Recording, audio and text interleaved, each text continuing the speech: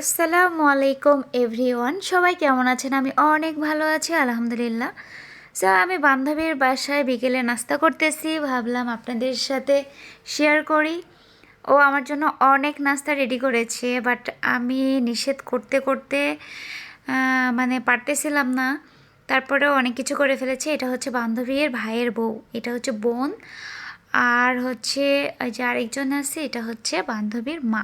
এই যে, আর এই ছোট্ট কিউটের ডিব্বাটা হচ্ছে আমার বান্ধবীর ছেলে। সো আমরা সবাই মিলে নাস্তা করতে বসছি। এটা হচ্ছে আমার বান্ধবী, সবার সাথে পরিচয় করাচ্ছি। আমার বেস্ট ফ্রেন্ড, ছোটোবেলার ফ্রেন্ড, মানে ন্যাংটাকালের ফ্রেন্ড। আপনারা যে যেভাবে নেন, আমরা ছোট থেকে একসাথে বেড়ে উঠেছি, প্রাইমারিতে পড়েছি, আবার স্কুলে পড়েছি, দেন কলেজে ইন্টারমিডিয়েট পর্যন্ত আমরা একসাথে পড়াশোনা করেছি।